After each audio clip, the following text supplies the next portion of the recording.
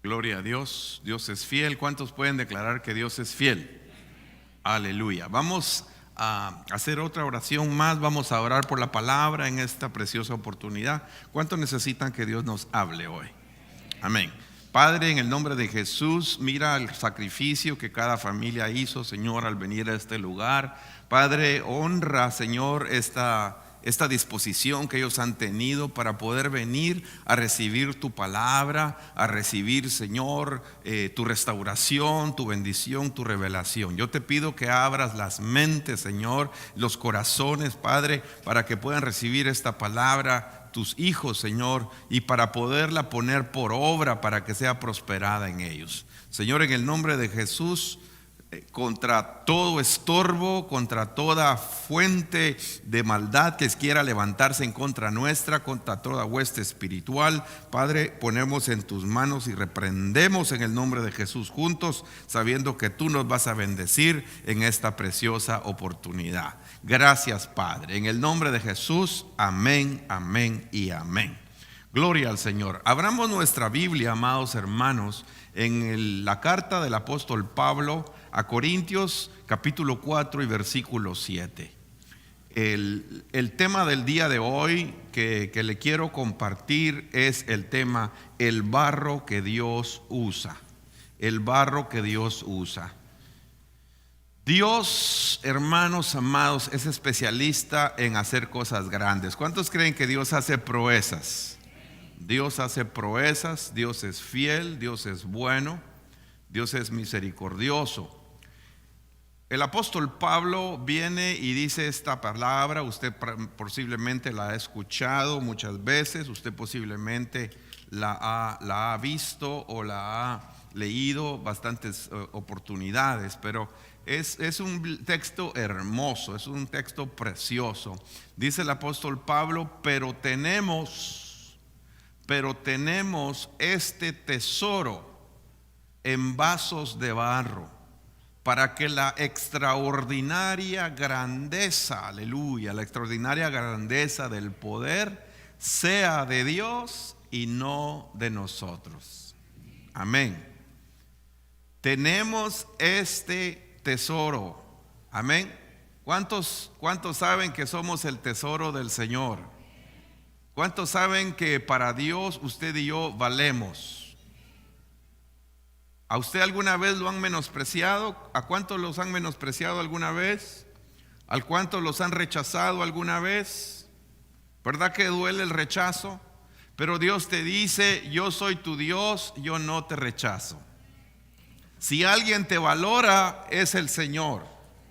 Amén. La Biblia dice que Él te dio lo mejor que Él tenía. Él no escatimó lo más grande era su Hijo, y Él te lo dio. Lo dio para ti y para mí, para que pudiéramos ser salvos, para que pudiéramos tener vida eterna, para que pudiéramos gozar este precioso evangelio. Así que usted no se goza por las circunstancias, sino usted debe gozarse por el Dios eterno que usted tiene. Amén. ¿Cuántos tienen un Dios precioso? ¿Cuántos han pasado situaciones difíciles esta semana? Levanten su mano. ¿Cuántos han pasado situaciones difíciles el día de ayer? ¿Cuántos le pueden decir? O todos están re bien aquí. Qué lindo, una iglesia que no tiene pruebas. Yo sé que hay situaciones adversas. Yo le decía hoy a mi esposa: pues no viene una sin venir la otra. Vienen cosas difíciles, vienen cosas fuertes. Pero lo hermoso, hermanos, es que no estamos solos. Lo hermoso es que el Señor está con nosotros. Somos un tesoro. Hace unas semanas mi esposa también hablaba sobre esto, tesoros en barros de barro, y ella tocó algo bien interesante, y yo lo voy a volver a tocar el día de hoy. Hace unos 3 años nosotros visitamos Israel, y cuando estábamos en Israel tuvimos la oportunidad de conocer un museo, el Museo de Jerusalén. Muy interesante, muy bonito, es impresionante ese museo. En ese museo, la parte más importante o más valiosa, o la parte más impresionante que hay, es un lugar donde están guardados unas cosas bien valiosas, bien importantes. ¿Cuántos han oído hablar de los manuscritos del Mar Muerto? Levanten su mano los que han oído hablar de los manuscritos del Mar Muerto. Pues los manuscritos del Mar Muerto son rollos de la palabra de Dios, son rollos, son algunas escrituras que quedaron y son las más antiguas que se han colectado de lo que es la palabra, los originales escritos, ¿verdad? Y estos datan de miles y miles de años antes de Jesucristo. Es importante que usted y yo lo sepamos porque esa es la base de nuestra fe. Eso quedó escrito y le dicen los manuscritos del Mar Muerto porque fueron encontrados en un lugar que está cerca del Mar Muerto. Sin embargo, no fueron encontrados por arqueólogos, no fueron encontrados por personas científicos que estaban buscando eso, sino que hace más o menos 100 años, en los años 1930, 40 por ahí, no recuerdo exactamente la fecha, pero fue el siglo pasado. Habían dos muchachos, dos pastorcitos, que tenían, no sé, ellos iban caminando por un lugar y encontraron una cueva. Ese lugar específicamente cerca del Mar Muerto se llama el Qumran, no sé, lo estoy pronunciando mal tal vez, pero usted posiblemente lo ha escuchado, el Qumran. Pero ellos encontraron unas vasijas que ya estaban medio deterioradas, unas vasijas que estaban, todas estas vasijas estaban acumuladas en esta cueva. Y dentro de las vasijas encontraron un material extraño que ellos nunca habían visto. Y fíjese que ese material después se logró ver que ese material eran estos manuscritos que habían quedado preservados del libro de Isaías, de todo, del Pentateuco. Muchas cosas hay ahí, es interesante. Ahí en el Museo de Jerusalén lo tienen, está abierto. ¿Cuántos han ido al Museo de la Biblia aquí en Washington? ¿Alguien ha ido a ese museo? Ahí tienen una réplica de eso también, de esos manuscritos del Mar Muerto. El valor que eso tiene es un valor significativo e impresionante. La palabra de Dios vale. Es lo más grande que hay. Pero también estos manuscritos tienen un valor. Yo no sé cuánto le costó su Biblia. Su Biblia tal vez le costó $20 o $10, o usted la compró por internet. Ahora hay gratis, las Biblias gratis, ahora tal vez se la regalaron. No, pero esto vale mucho dinero, mucho dinero. ¿Y sabe qué hacían estos pastorcitos? Yo no sé si usted sabe lo que hicieron ellos. Agarraron ese material y empezaron a cortar el material, y con ese material fabricaron suela de zapatos.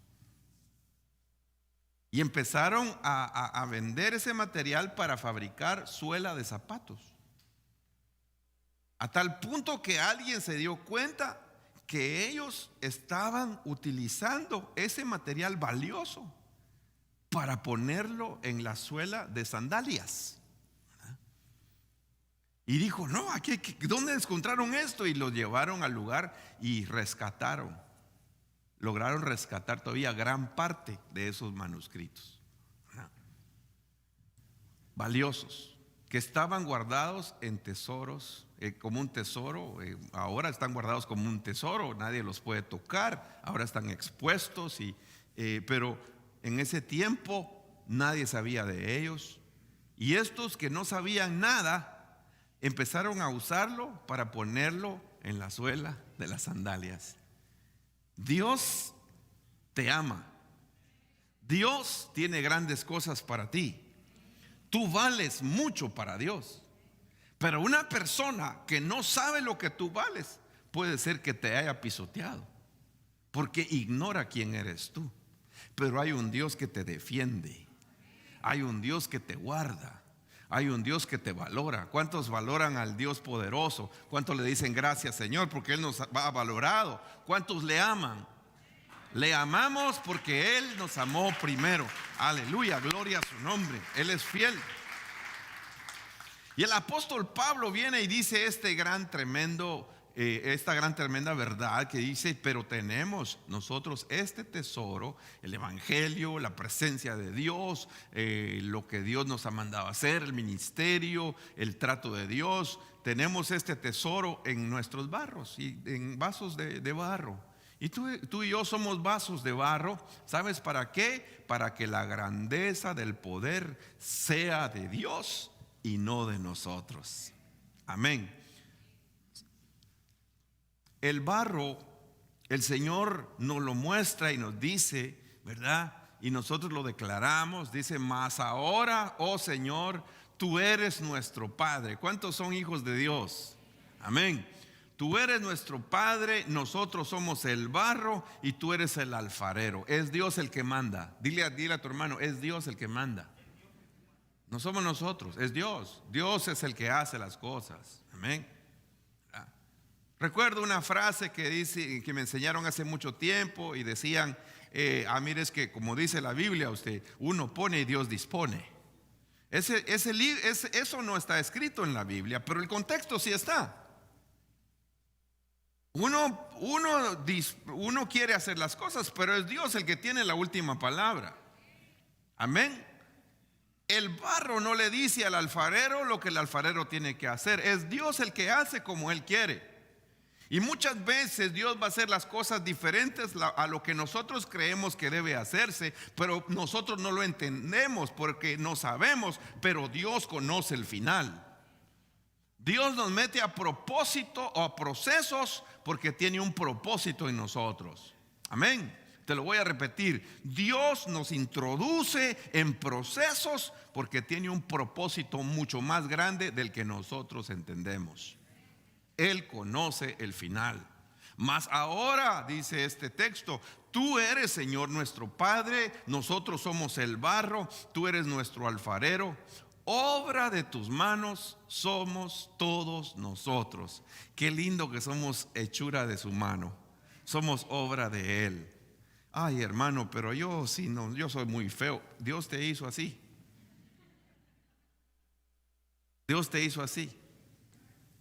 Y tal vez tienes una hermosura, pero si no tienes a Dios, puedes tener una hermosura. Y una mujer hermosa, dice, que no tiene a Dios, es como un cerdo que tiene una perla en el hocico.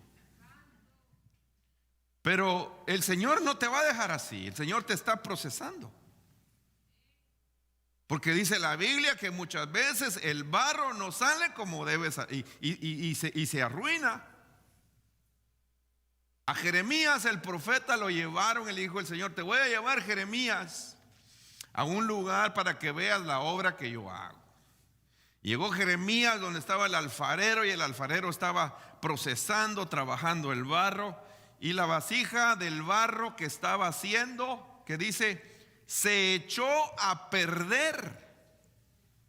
Mire, y no que ella estaba sola, dice, se echó a perder. ¿En dónde? En la mano del alfarero. ¿Quién es el alfarero? ¿Y quién es el barro y la vasija? Nosotros. Entonces, ¿será que uno se puede echar a perder aunque Dios esté con uno? ¿Qué dice este texto? ¿Cuántas veces nosotros le desobedecemos a Dios, iglesia? Nos predican y nos predican: perdona, perdona, perdona. Y dice amén. ¿Cuántos dicen amén que hay que perdonar? ¿Pero por qué no perdonamos? ¿Cuántos dicen amén que hay que tener fe? ¿Cuántos dicen amén que no hay que dudar en el Dios poderoso? ¿Por qué dudamos a veces? ¿Por qué nos falta fe a veces? ¿Por qué a veces nos echamos a perder en la mano del alfarero?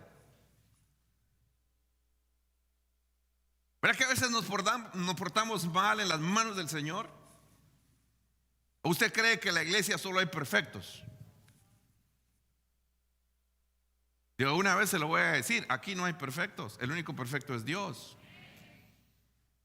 De hecho, el Señor escogió lo más vil, lo menospreciado, lo débil, lo pobre, lo que no era, Y vuelvo a insistirle, tenemos este tesoro en vasos de barro para que la extraordinaria grandeza de su poder sea de Dios y no de nosotros. Aleluya. Pero a pesar de que nos podemos echar a perder, dice la palabra que el Señor o el alfarero volvió a hacer de esto otra vasija, según le pareció mejor al alfarero hacerla. ¿Sabe qué me bendice a mí? A mí me preocupa que me pueda echar a perder en las manos del alfarero. Pero ¿sabe qué me bendice? Que el alfarero no tira el barro, sino que vuelve a usar ese barro. Dios no te desecha. Amén. Dios te moldea, te trabaja. Y si no sales como debes de salir, Dios te vuelve a hacer de nuevo. Dios te procesa. Y entonces viene el Señor y le dice a Jeremías: ¿no puedo yo, Jeremías, hacer con ustedes, casa de Israel, lo mismo que hace este alfarero? Declara el Señor. He aquí, como el barro en las manos del alfarero, así son ustedes en mi mano, casa de Israel. Iglesia, estamos en las manos de Dios. Amén. Tu necesidad está en las manos de Dios. Amén. Nosotros como familia estamos pasando el proceso de una enfermedad de mi mamá y siempre lo hemos declarado: Dios tiene la última palabra. La vida de mi mamá está en las manos de su hacedor, en las manos del alfarero. Amén. Y Él sabe lo que Él tiene que hacer. Mi vida está en las manos del Señor. Tu familia está en las manos del Señor. Aleluya. Así que el Señor no va a tirarnos a un lado y decir: no, este no sirve, voy a agarrar otro. No, el Señor te usa, el Señor te moldea, el Señor te da la forma que Él quiere. Y si no sale esa forma, te vuelve a hacer. Claro, duele, como barro duele. Me imagino que si el barro sintiera todo eso, dolería bastante, ¿verdad? Se quejaría bastante. Pero viene el Señor y está trabajando con nosotros. Somos la obra maestra de Dios. Dios utiliza materia prima. La materia prima somos nosotros, nuestros defectos, nuestra vida hecha a pedazos. Aquí no estamos porque somos buenos, aquí estamos porque Dios es bueno con nosotros. Amén. Él es especialista en hacer proezas y maravillas. Dios usa hombres y mujeres ordinarios para hacer cosas extraordinarias. Aleluya. Dios usa lo ordinario para hacer cosas extraordinarias. Ese era un secreto que David conoció, y él sabía que el Señor lo había sacado del anonimato para hacerlo un príncipe de su pueblo. ¿Cuántos príncipes hay en este lugar? Aleluya. Le voy a contar una historia. He estado hablando de la mano derecha. Le voy a contar una historia de un hombre que se llamaba Ahod. Ahod era de la tribu de Benjamín. Y Ahod era zurdo, ¿verdad? Jueces capítulo número 3 y versículo 12 dice que los hijos de Israel venían de hacer lo malo ante los ojos del Señor. Se recuerda que hace unos 2, 3 domingos yo le prediqué sobre Raquel y cómo Raquel había tenido una idolatría y cómo Raquel muere cuando da a luz a su último hijo, Benjamín. Y como Raquel, cuando moría, Raquel dice: él se va a llamar Benoni, el hijo de mi izquierda. Y cuando le dijeron a su papá Jacob que le habían puesto Benoni a su hijo, Jacob dijo: no, podrá ser esa la última voluntad de mi esposa, la que yo amaba, pero yo no voy a dejar que mi hijo se llame Benoni. Mi hijo se va a llamar Benjamín. No se va a llamar el hijo de la siniestra, el hijo de la izquierda, sino se va a llamar el hijo de mi diestra, Benjamín. Amén. Y ya le expliqué a usted que la diestra significa algo bueno, la diestra significa ser oveja, la diestra del Padre es Cristo. Todo esto ya se lo expliqué en estas últimas semanas. Pero es muy curioso que Ahod, y usted lo va a ver, era zurdo y era de la tribu de Benjamín. Cuando usted ve los zurdos en la Biblia, son de la tribu de Benjamín. Dice la palabra que en el libro de los jueces, los hijos de Israel hicieron lo malo ante los ojos del Señor, y entonces el Señor permitió que se fortaleciera un rey extranjero, un rey de Moab, de la región de Moab, contra Israel, porque estos habían hecho lo malo ante los ojos del Señor.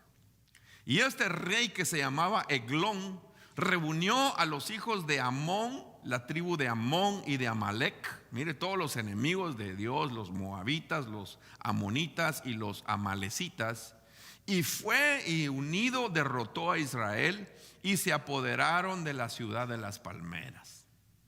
Y los hijos de Israel estuvieron esclavos sirviéndole a este rey que se llamaba Eglón, el rey de Moab, por ¿cuántos años?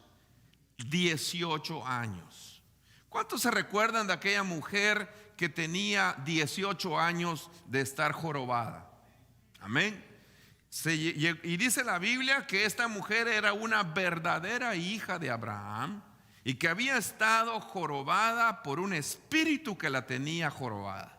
Su autoestima estaba por los suelos, ya no podía ver para arriba, sino solamente estaba viendo los pies de las demás personas. Hay personas que todo el tiempo están viendo los defectos de los demás porque no pueden ver para arriba espiritualmente hablando, sino están poniendo los pies, los ojos y la mirada en las cosas de abajo, los defectos de las demás personas, y se olvidan que no debemos de poner los ojos en el barro de acá, sino que tenemos que poner nuestra mirada en Cristo Jesús, el que no falla. El que mira al Señor todo el tiempo no se va a decepcionar de nada, porque va a tener la mirada en aquel maravilloso, glorioso, bendito Rey de reyes y Señor de señores, que está a la diestra del Padre intercediendo por nosotros, diciendo que tiene promesas para nuestra vida. Alabado sea su santo nombre por siempre. Amén.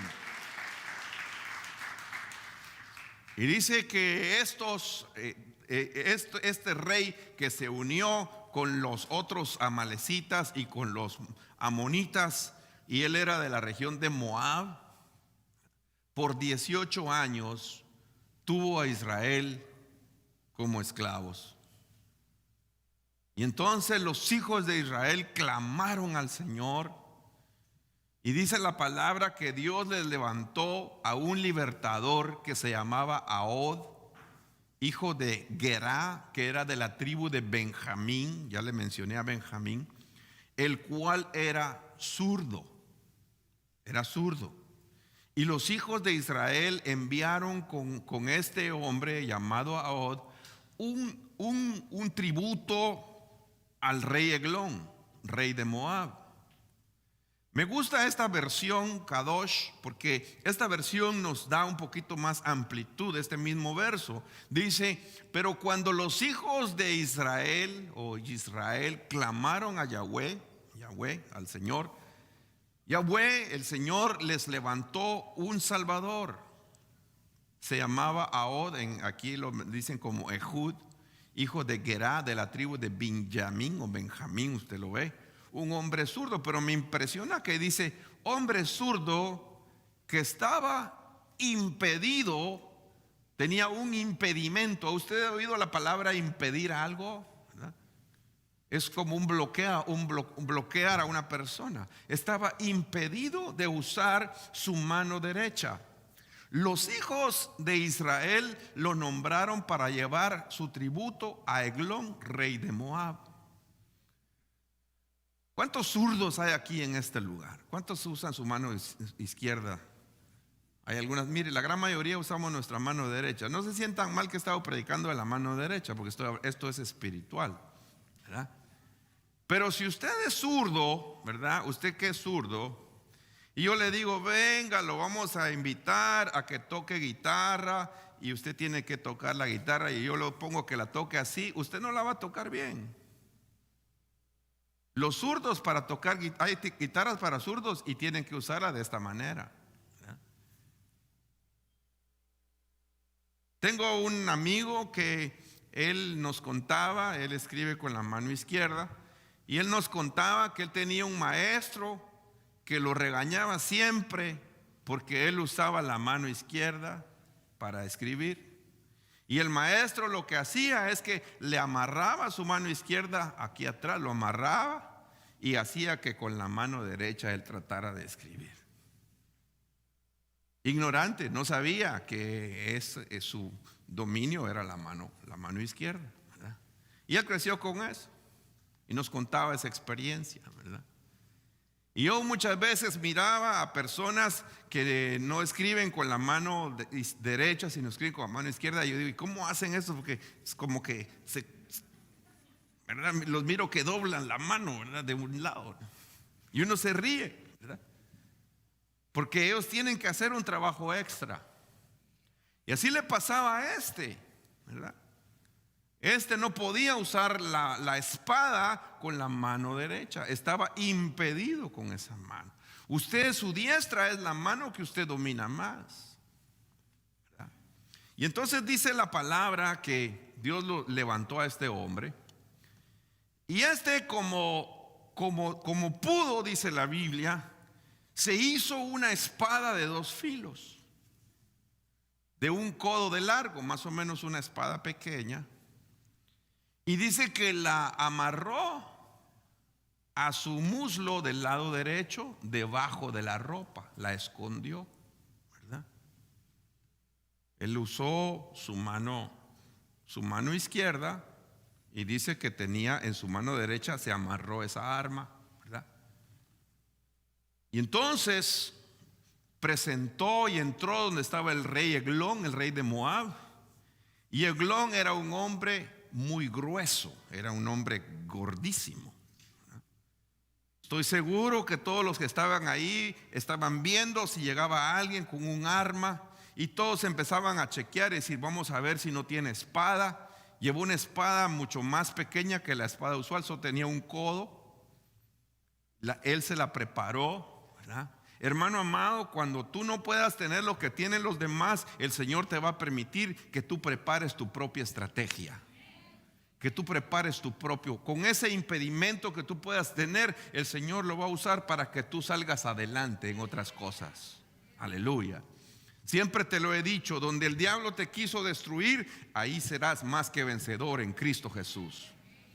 Y dice la palabra que este hombre agarró, ¿verdad? Y entró a ese lugar. Estoy seguro que todos chequeaban dónde tenían la espada, porque cuando usted usa una espada, si usted usa la espada, la vaina donde se guarda la espada, si usted la usa con la mano derecha, usted usa la espada del lado izquierdo. Así es, ¿verdad?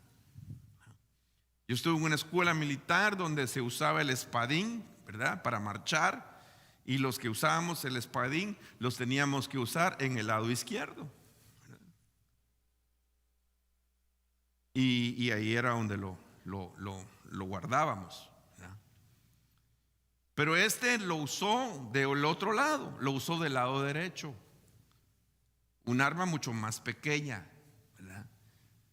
Y dice la Biblia que cuando terminó de presentar tributo, despidió a la gente que había traído el tributo, y este hombre, Ahod, se regresó y dijo, vengo de nuevo y tengo un mensaje secreto para ti, rey. Y él le dijo, guarda silencio, y todos los que le servían salieron y solo se quedó el rey y se quedó él. Y dice la palabra, aquí dice, alargó la mano izquierda, la mano de que nadie creía que se podía usar. Agarró la mano izquierda, agarró su impedimento, agarró ese defecto que tú puedas tener en las manos de Dios. Será una proeza. Aleluya. Y dice la palabra que alargó la mano izquierda, tomó la espada de su muslo derecho y la hundió en el vientre del hombre que se llamaba Eglón. Y hasta la empuñadura entró detrás de la hoja de la espada y la gordura se cerró sobre la hoja, y no sacó la espada de su vientre, y se le salieron a todas las tripas y lo que había adentro de las tripas, ¿verdad? Y se fue. Y dice la palabra que él había escapado mientras aquellos estaban esperando a su rey, y lo dejó encerrado con llave. Y dijeron los súbditos, los que estaban ahí, dijeron: ¿dónde está? No sale el rey, no sale el rey. Y cuando llegaron dijeron: aquí apesta, seguramente está haciendo sus necesidades. Y no se dieron cuenta de que había habido un hombre llamado Ahod, que le había dejado metida en su vientre, en el vientre de este hombre, la espada. Ahí empezó la libertad para ese pueblo. Cuando llegó Ahod a la región montañosa de Efraín, los hijos de Israel descendieron con él, y estando al frente de ellos, dice la palabra que tocó trompeta y les dijo: persigan a los enemigos, porque el Señor ha entregado en nuestras manos, en sus manos a vuestros enemigos, los moabitas. Y descendieron tras él y se apoderaron de los vados del Jordán frente a Moab, y no dejaron pasar a nadie. Dios les dio una victoria de 80 años, dice la Biblia. Precioso, precioso. El Señor les permitió ser libres, pero usó a una persona que tenía un impedimento en su diestra. Ese es el Dios que, a pesar de nuestros defectos, nos ha escogido para hacer maravillas. Ese es el Dios poderoso que nos ha llamado para servirle, aunque nosotros no éramos los mejores calificados. Habían mejores que nosotros, pero Dios decidió, y a él le plujo escogernos a nosotros. ¿Cuántos bendicen a ese Dios poderoso? Aleluya. ¿Cuántos le dan gracias a él? Le dejo este pensamiento. Dios usa los impedimentos para mostrar su poder en nosotros. Aleluya. Dios utiliza un Moisés que no podía hablar, que era torpe para hablar. Dios lo utiliza para dirigir a miles y miles, para ir enfrente de Faraón y para usar su vara para dirigir a un pueblo y para liberar a un pueblo. Aleluya. Dios utiliza a un David que dice la palabra que no era un hijo de los consentidos, era el último, era el más pequeño, era el que no lo tomaban en cuenta. Dios lo utilizó para matar un gigante llamado Goliat. Dios es especialista, hermanos amados. Dios utilizó a un Pedro que no había ido a educarse, no sabía literatura, no sabía oratoria, no sabía cómo predicar, pero dice la palabra que bajo la unción del Espíritu Santo, ese pescador que nunca había dado un mensaje, que la única vez que quiso hacer algo lo hizo de una manera inadecuada, le cortó la espada al siervo de ahí que se llamaba Malco, y le cortó la espada nada más por quererlo matar, ni pulso tenía. Pero dice la palabra que Dios usó a ese Pedro para dar un par de mensajes impresionantes, donde miles y miles se convirtieron a los pies del Señor Jesucristo. Ese es el Dios poderoso. Ese es el Dios que nos ha llamado. Ese es el Dios que el apóstol Pablo dice: nosotros tenemos este tesoro en vasos de barro, para que la extraordinaria grandeza del poder sea de Dios y no sea de nosotros. ¿Qué estás esperando para empezar a servir y hacer cosas grandes en Dios? Pastor, es que usted no sabe mi vida ha sido pero terrible. Pues esa cosa terrible el Señor la puede usar para bendecir a muchos. Pastor, usted no sabe que lo que yo tengo, este grave problema que yo tengo, pues ese grave problema que tú tienes, te cuento que tú eres barro y tienes un alfarero que hace cosas nuevas, que hace cosas hermosas. Pastor, pero ¿cómo puedo yo hablar de victorias y mire qué fracasos tengo en mi vida? Pues en medio de esos fracasos el Señor te va a levantar, te va a sacar adelante. Solo tienes que buscar la estrategia que Dios tiene para ti. Pastor, pero mire usted cómo le ha ido, a mí cómo me ha ido, pero puede ser que yo tenga una mano y tú vas a tener otra mano, pero tu mano preciosa Dios la puede usar. Esos impedimentos en las manos de Dios se convierten en milagros, se convierten en proezas. ¿Y sabes para qué lo hace Dios? Para mostrarnos que tenemos este tesoro en vasos de barro, para que la extraordinaria grandeza del poder sea de Dios y no sea de nosotros. Dios ha sido bueno con esta iglesia. ¿Cuántos lo creen? Dios ha levantado gente en este lugar. Dios ha restaurado gente en este lugar. ¿Cuántos vinieron hechos pedazos y ahora estamos restaurados por el Señor? ¿Cuántos declaran que Dios ha sido bueno con nosotros? Amén. Dios ha sido bueno con nosotros. Dios es poderoso. Dios es maravilloso. Yo he visto personas que no quieren nada con Dios, que dicen, no, ya no puedo más. Y los vengo a ver rendidos a los pies de Cristo. Y ahora veo que testifican que Dios es bueno. Amén. Aquí tengo personas que estuvieron a punto de matarse, de suicidarse. Y el Señor los rescató de la muerte. Y ahora tienen vida eterna. ¿Cuántos son de esos? Pueden levantar su mano. Aquí hay 2, 3, amén, 4, 5. Y ahora declaramos que hay un Dios poderoso. ¿Cuántos estuvieron a punto de decir, no, ya no más, ya no más, ya no quiero seguir más? ¿Cuántos? Pero ahora tenemos un Dios que nos ha sostenido, un Dios que es fiel, amén. Un Dios que nos dice, somos tesoros en su mano, somos tesoros de barro, para que la extraordinaria grandeza del poder sea de Dios y no sea de nosotros. Amén. Enfrente de usted tiene un hombre que muchas veces dijo, oh, ¿sabe qué dije yo una vez? Yo nunca voy a ser lleno del Espíritu Santo. No sabía que me estaba atando con los dichos de mi boca.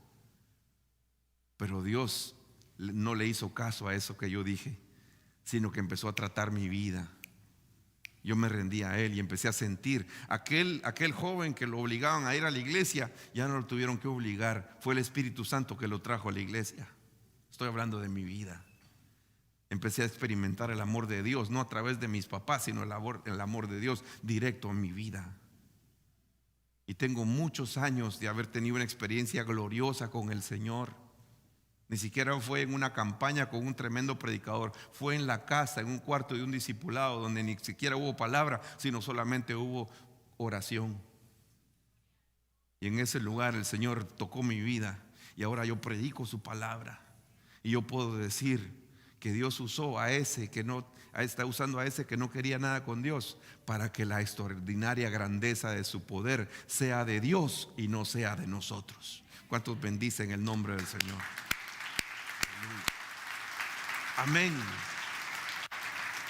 Hermano, no temas en hablar tus impedimentos, porque la gente muchas veces ve a alguien y dice, no, este es tremendo, dice, no, somos vulnerables.